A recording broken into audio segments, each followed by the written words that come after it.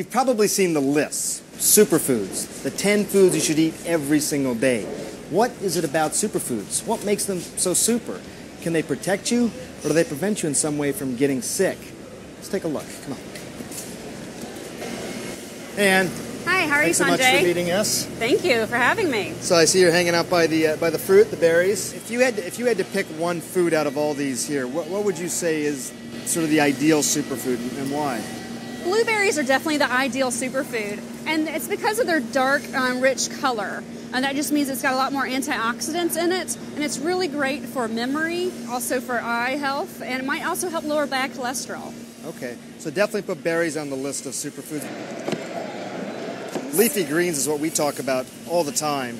What about leafy greens? The dark green color lets you know, again, it's got a lot of nutrients in it. It's a great source of calcium and fiber. I mean, there's a lot of foods that are good for you. What makes a food super? A superfood is what we call it, a nutrient-dense food. So it's going to do a whole lot more for you with less calories expended. Can it erase some of my other bad eating habits? Well, if you start replacing some of those bad eating habits with more fruits and vegetables, it can certainly help.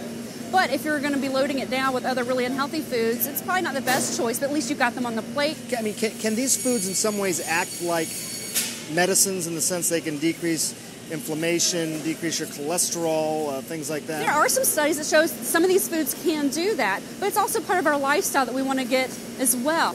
Sweet potatoes, I know, are on your list. Yes, sweet potatoes are great. The Center for Science and Public Interest calls these one of the healthiest vegetables that you can eat, and that's because they're so packed with nutrients. Their deep orange color lets you know there's vitamin A in there, which is really great for our eyes. It also has vitamin E for our skin. Fish is, I know, very much on your list. The fatty cold water fish that have the omega-3 fatty acids, which is the good healthy fat that helps fight inflammation. And those are salmon, halibut, mackerel, tuna, sardines, and herring are all great fish that have a lot of omega-3s in them.